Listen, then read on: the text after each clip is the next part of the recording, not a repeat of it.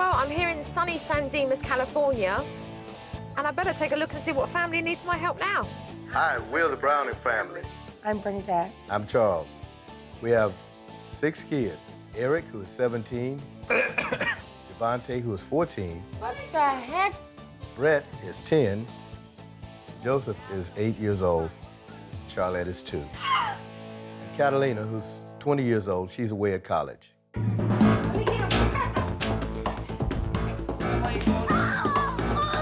5 kids, that's a full house. I'm a real estate agent. Thank you. Bye-bye. Oh, hello? Bernadette is on the phone literally from sun up to sundown. Oh, my mom, hold on. Let me just see what she wants.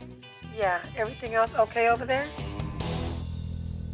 My vocation is I'm a minister. When the Bible says whoa, it means whoa.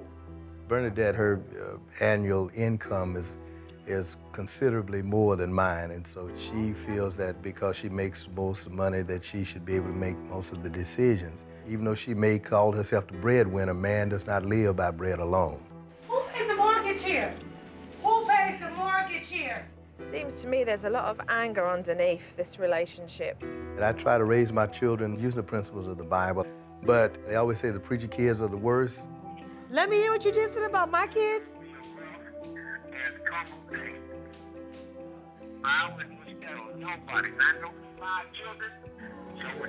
Your church member talking about our kids. Oh. Eric and Devontae are my kids from a previous relationship. I would like to have bonded a lot closer with Eric and Devontae. Something wrong with the sink. What's wrong with it? That was supposed to be funny, right?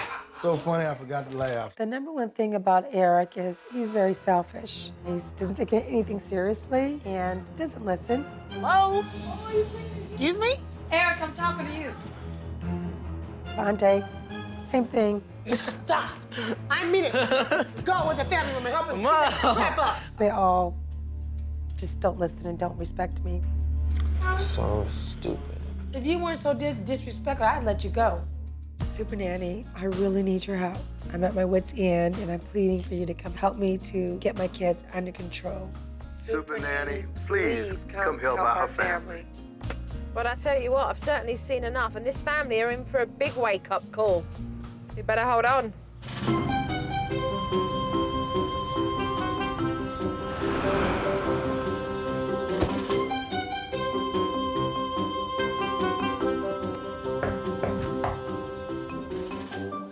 Hello. Hello, how are you doing? Very well. Pleased to meet you, Joe Frost. Nice to meet you, Charles Hi. Browning. Come in. Thank you. When I first arrived to say hello to this family, I was greeted by Charles, who was very smiley and pleased to see me. So, your wife, is she in? Yes, she is. Great. I'd love to meet the family then as well. Okay, my wife is upstairs. I'll have her Okay. come down. Hello. We need help. Bernadette stayed on the stairs for quite a long time, which I thought was rather rude, to be honest with you. She'd asked for my help and I'd come, and she was kind of just standing there sussing me out rather than saying hello to me and inviting me to be in her home. Love to meet up with everybody. My first impression was, is this a nanny? Because she reminded me of like a third-grade teacher. Okay, gang.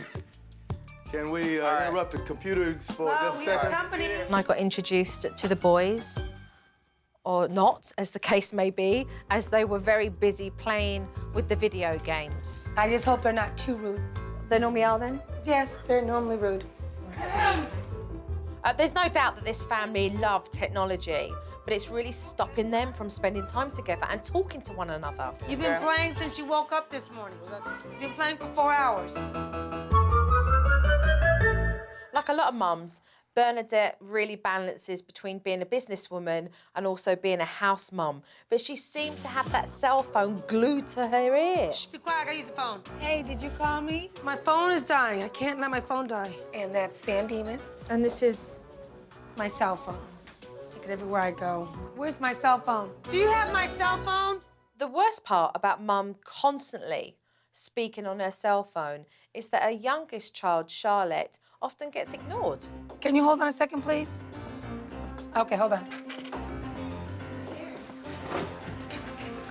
Take her down. Come on, Mom. You're away from me.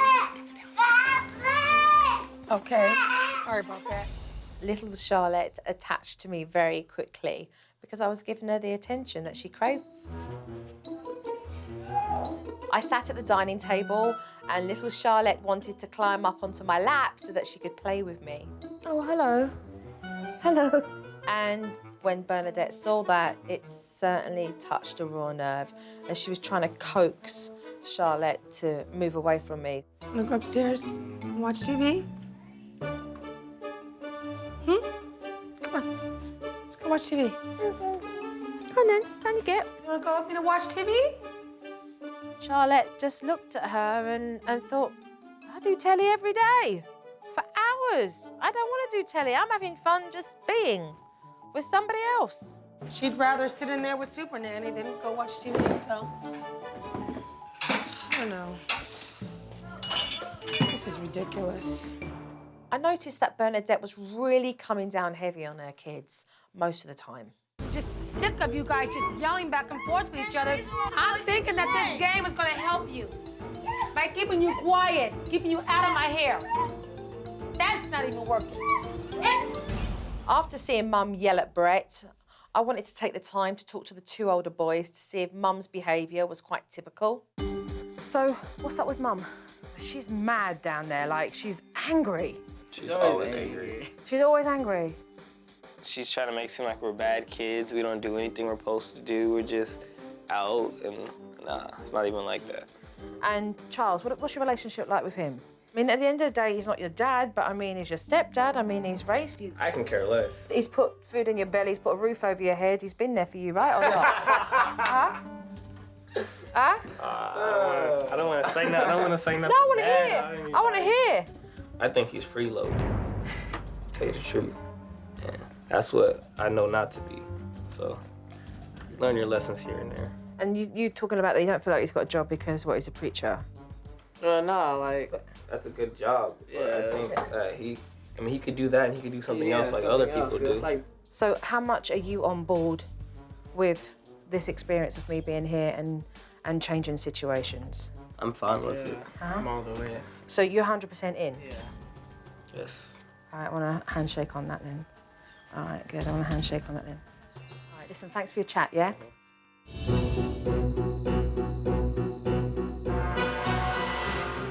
After speaking to Eric and Devante, I realised this family was all about the money. And I saw with my own eyes because a fight broke out over dinner time. What do you do all day, Charles? Working all day long. So basically, you stay home all day, taking us places, and on a computer and watching the baby. When was the last time you took a trash can out? Dang. When was the last time you picked up your socks and things? When was the last time you did anything without your mother complaining and you getting ready to fight over it? When? When was the last time? Get out of here. Yeah. Words got exchanging. A lot of feelings came out that have been pinned up. Well, I know she pays all the bills around the house. Yeah, I know she does because everything. she makes most of the money, right? No, you guys want to do this, we're going to do this. No. The way that we communicate most of the time is yelling. I would like to give you the opportunity, Eric, to voice your opinion with how you feel. He hasn't provided as a man should provide for his family. And it still seems like he's freeloading off of her. There is some validity to this. Can I just ask one question here? As a family, is this what you want? Of course not. Absolutely not. This isn't healthy. I agree. It got really late, so I moved on to watch Mum put Charlotte to bed and see exactly how she did that. And I was shocked. Charlotte is in their bed. She's got a can of sprayed cheese and a bag of crackers. She's looking at the can and hoping that the cheese would end up on the cracker somehow. A world where disobedience can get you stabbed and leaving the gang can get you killed. You're kidding me. Do you think this is appropriate for her to be watching? I really don't know what's on. My husband had that on. There was a TV documentary about gang violence. I mean, are you kidding me? That's not what you want your toddler to be watching before they go off to bed. Oh, no. She shouldn't be watching that. She said, well, I didn't know. Make it your business to know. Wasn't paying attention. I'm speechless at this point. So she sleeps in this bed here?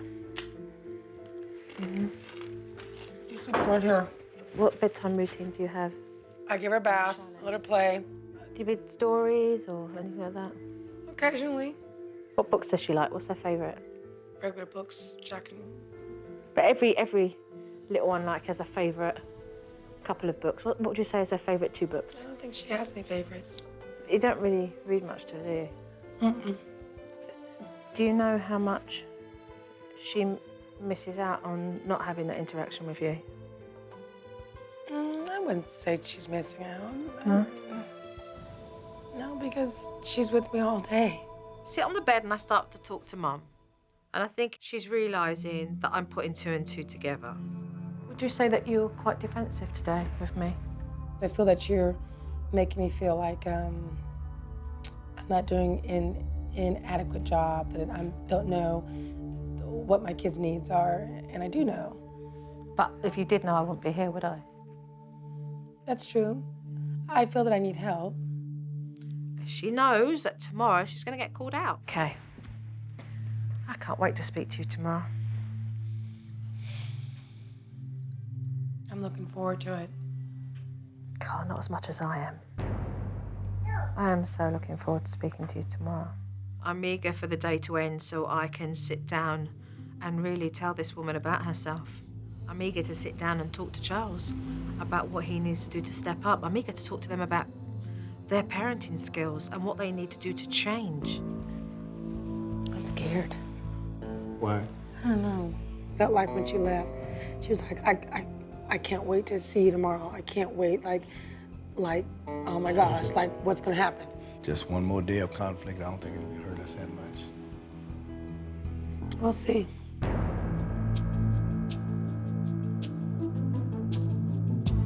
We've got issues. Absolutely. I agree.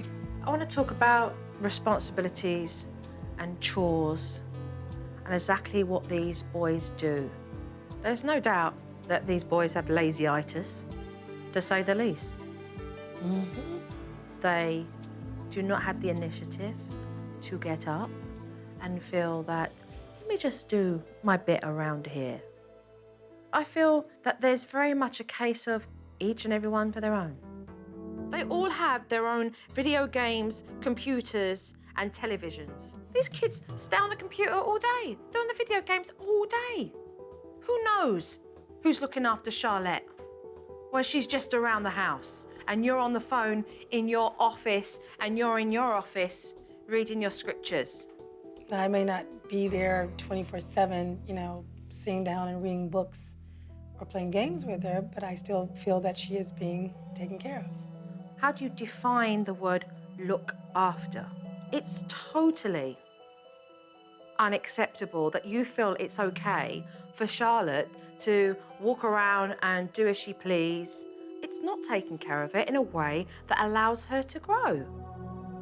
Charles, let's just talk about you for a moment. Okay. And the job that you do is dedicated. That takes time for you to be able to preach, but it's no good if the man who is giving those sermons is not recognizing the importance of his own responsibility as a man in the home. I want you to stand up and be proud of the work that you do and be proud of the work that you do as a father and not feel that you have to apologize for it. That's right. Bernadette, let's talk about you. You talk with attitude. You're the big hustler on the phone, busy, busy, busy. No. I just have a drive, and that drive is to not end up in some little apartment that doesn't hold 8 people. And if I had a balance... It's not about balance. You've got no respect. You've got no respect for anybody else. You live in your own bubble. You feel time would allow you to be respectful. Manners cost nothing. I can't change overnight. You'll only change if it's a priority. You claim, I work so hard because I want them to have a roof over their head. I work so... What, you and how many? You and 50 other million parents that do the same. Well done.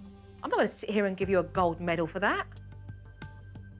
but I'm willing to work with the pair of you if you want to change the issues that are in this house. I can accept criticism. Good. So let's begin.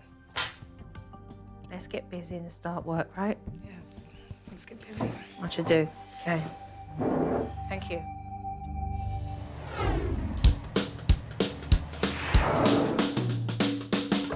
The first thing that I wanted to tackle was to make sure that Charlotte was going to be taken care of by at least one parent at all times.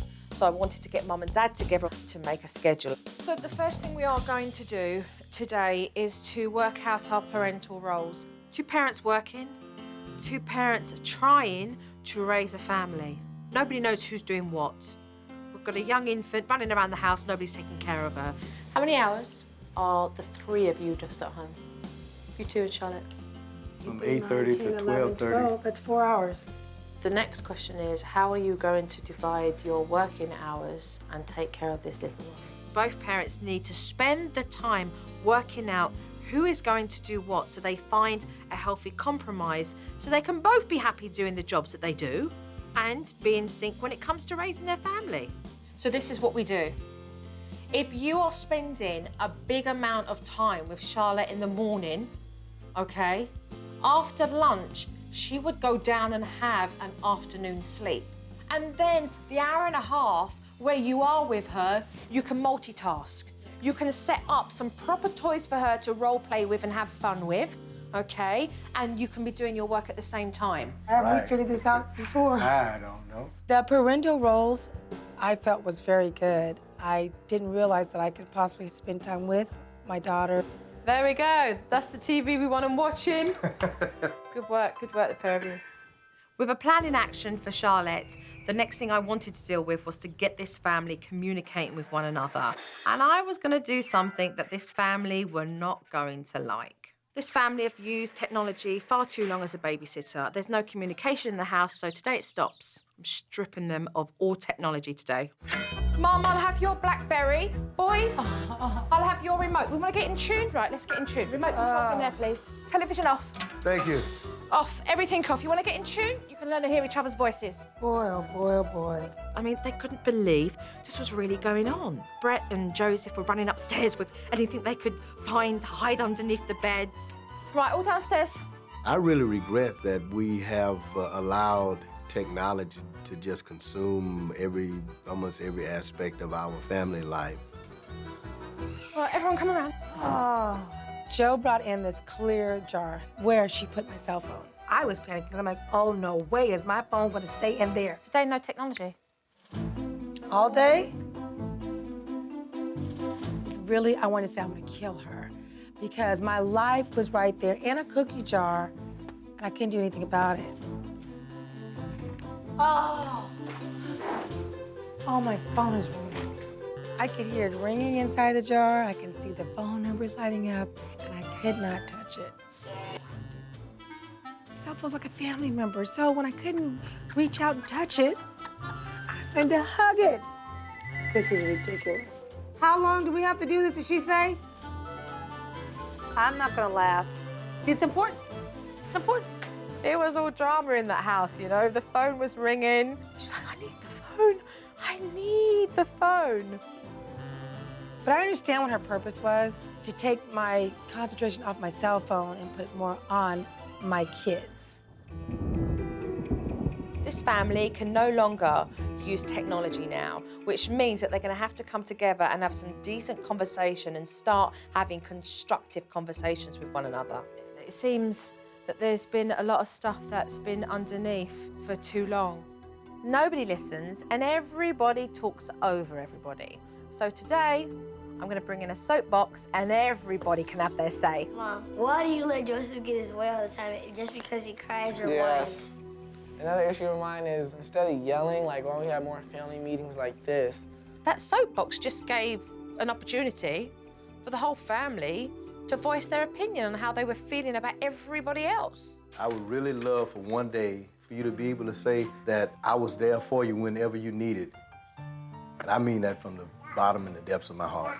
Eric, I'd like you to look at Charles. It's respectful. He's been very truthful and honest here. Sure.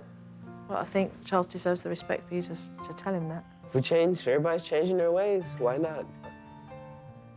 For years, I have been treated as though I'm just trying to live off of your mother. But what has not been shown to you guys over the years is that I was there helping her do those things, even though I was in the background, in the shadows. Joe has definitely opened up my eyes to a lot of things. Listening to Charles and understanding Charles and not trying to be such a boss all the time. I just want to say you've done really, really good tonight. You've done really good. I never really listened until Joe opened up my eyes and my ears. I'm really proud of how well you've done tonight because I know how hard it was for you to swallow and just be. It is. It's very, very, very composed. It's hard. But it took that. The next day, to get this family more united and the kids behaving better, I would have to get Charles and Bernadette and work on their relationship. How long have you been married? How long? 13 years. It's a long time. It's a long time. Tell me one beautiful thing about this woman that did not make you hesitate to marry her. She was very forgiving. What about yourself? One thing that just won me over was the fact that he was a Christian man. Things have changed. There's been bitterness, resentfulness. There's certainly been a detachment. And I think it's important for you both at this stage to really look at the things that you've been expecting from each other that have been shallow. But the things that you do remember and know are core. I had Mum and Dad write in 2 circles, shallow and core. The outside shallow values were their emotions of how they were feeling right now, and that had blinded the core values of why they met. When I was writing him down, I was like, gee, and I had to look at him like, yeah, you know, this is my guy. I thought it was refreshing to just kind of backtrack and look at what really brought us together. Bernadette, you start off with one of your shallow feelings. No money. Never has any money. Let's have one of yours. Neglect. It's one of mine. Give me 3 things out of your core. He's honest, he's patient, and he has Christian values. Do the same. Companionship, love, and forgiveness. Show each other yours.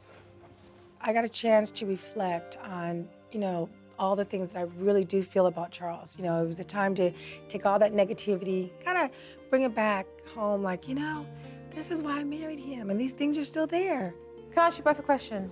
Why are you still married to I'm Bernadette? still married because I still love her, and I think that maybe one day that she'll begin to see what the real me. You still love her. Why are you still married to Charles?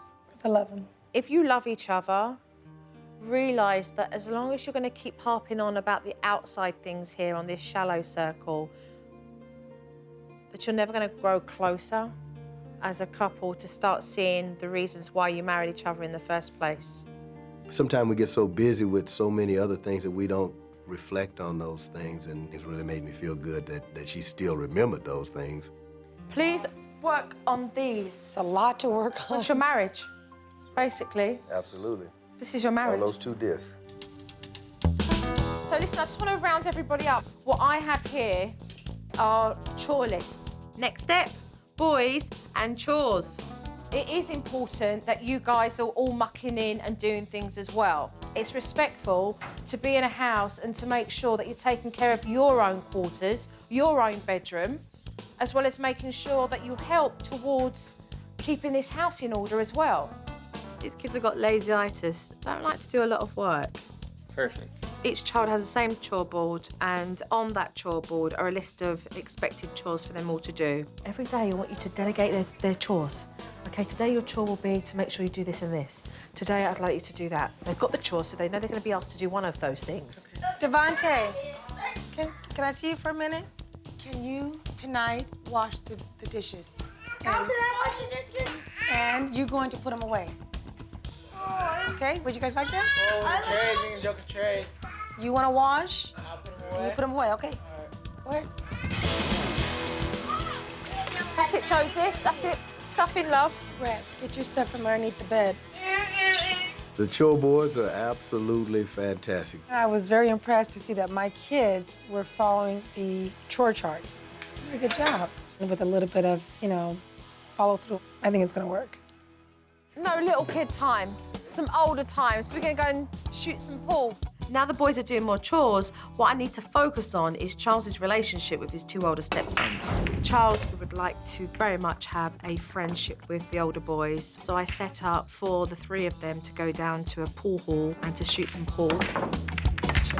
So the reason why I thought it'd be cool to hang out here today, because you've always got the younger ones around, and they get enough time just to like hang out together, and do things that are older. Well, it's excellent because I've wanted the opportunity for this for a long time. For the 3 of us to go and to just shoot a few games of pool was, to me, a start toward making things better. When you and Bernadette got married, you said yes to her, but you said yes to these 2 as well, didn't you? I saw Bernadette at the time of a single mom, and I married the whole package of wife and kids. Game! Ooh. I win. I want my money, cash. Cash money. Cash money. Yeah, crap. Cash money. I win. I don't want to hear you crying about Good it. start. So what do you guys think? Good start? Yeah. Something as simple as just playing pool. It's a step toward the unity that we should have in our family. Now that Dad and the older boys are connecting more, I want to pay attention to Charlotte having a proper bedtime in her own new bed. What is this? And no spray cheese. Look at that. This is your bed. We all love Charlotte's bed. She looks like a little princess. It's very pretty. Isn't this pretty? We're going to set up the bedtime routine where we're going to place her into this bed. Okay, read her a story, kiss her goodnight, and we're going to walk out of the bedroom. I kind of felt that Joe really was there for me. She was just very understanding about me not really understanding how to put my 2-year-old to bed, and she really honestly wanted to help me. See the people being blown away by the dog's sneeze? Deeds together. It was sweet to watch Mum tuck Charlotte into her new bed and read her stories. I just hope that this family keep up the hard work whilst I'm gone. There is lots of work to do while I'm away for several days. I want to see 2 parents who are going to put everything into making this change. I'm going to miss her during these 3 days, but also I know that I have to get myself in gear to raise my kids and to be the wife that my husband wants me to be. You guys want to say thank you, Joe? Thank you. Thank you. See you Good soon. night. Good night. Good night. 2 seconds after she walked in the door, I went and got my cell phone. Please don't tell her.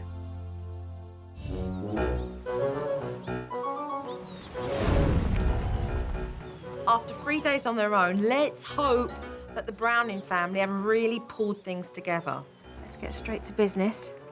What we're going to do, Bernadette and Charles, is take a look at the first clip here, which is all about the family time. Let's take a look. Charles, come on, it's movie time. Joe, come on, join the family. Bubba's, hurry up.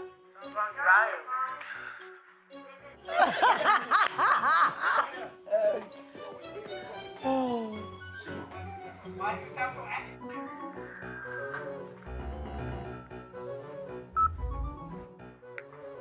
That's our family time. I tried. You want to climb under the table? What could you have done to have more fun on your family time? If you ask them what they want to do, then it usually reverts back to sitting with the video games and playing video games alone. It's the 21st century babysitter. Video games, Right. television. Right. It has been convenient, no doubt, for the pair of you to have your children watch television and play on the video games. They need convincing. Just suggesting is not enough. And it's sad more than anything. You guys are being robbed of enjoying the time that you could be having with them and really enjoying parenthood. Go upstairs and bring me a diaper. Go ask Daddy to change you. Is she wet? She's saying her teeth. That must mean she's wet. Yep, seems like she's been wet for some time. A teeth to her means change me. It's baby language. She was just trying to explain to her dad, I guess she was wet. But he says he's gonna wait till a commercial. And there's no commercials on a DVD, but so that means So she was wet for a couple of hours. I was trying to not interrupt my time with the kids. I was trying to have family time and show Charles, hey, go change and come back down. I thought he wouldn't have a problem with it until he started making those jokes. I think I had cooked something, and I just sat down and catch my breath, and she tells me to go run up and change a diaper. Well, you know. You didn't cook. We had pizza. Well, whatever it was, that I went out and got the pizza and something else. I haven't seen an effort that has shown a willingness or 100% commitment from one another together with this. I know that I'm committed, but I can only speak for myself, and that's where the problem lies, because I'm not sure what degree that Bernadette is committed to the same thing, and that's probably where the problem lies. That's me. It's not saying that she won't, and I'm not trying to put her down. I'm just saying I understand. that that hasn't been communicated yet. Let's take a look at the last but not least clip here, which is all about armchair parenting. That's gonna be me. Joseph! Get down here now! Sit down. You're gonna be next to me until I get ready to go to bed. Everywhere I go, you go. You understand me? You're gonna be my shadow. Brett, come here. Come here, son. Come closer. Go back up to your room and spend another 15 minutes. See ya. Look at me. Turn it off. Now. Well, if you ever give up your day job, there'll be a job at San Quentin prison, that's for sure. But this is a prison here. I mean, you know, these kids are not listening. These kids need me to be the warden. There's no love. There's no side of Bernadette that we know is deep down in there somewhere. It's very well said that these kids need to listen and do as they're told. But I don't see no balance. Positive attitude creates an energy in a house that allows successful results.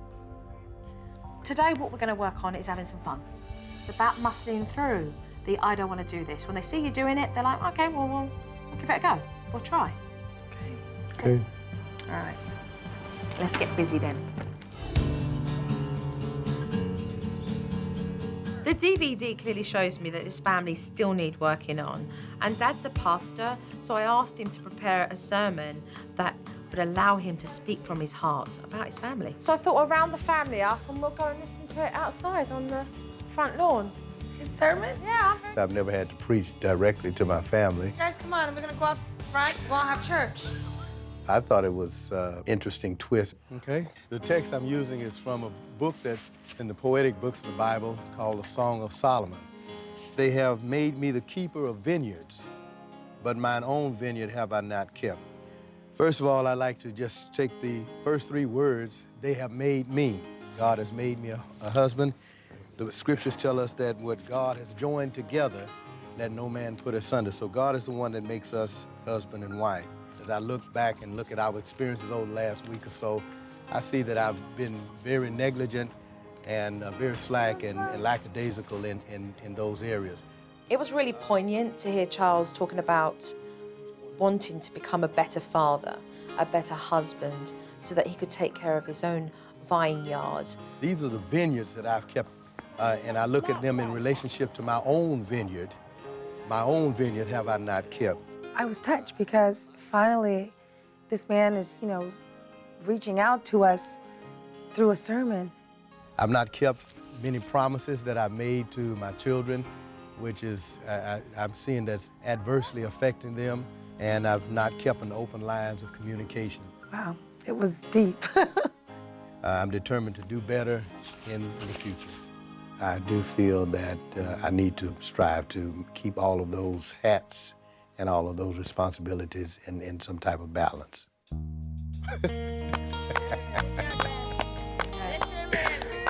I must say, I was really impressed. I really was. Yeah, that was good. So I am really hoping that Charles will lead a very good example to his sons and his daughters. Didn't realize some of that until you read it. I love you too, Woogie.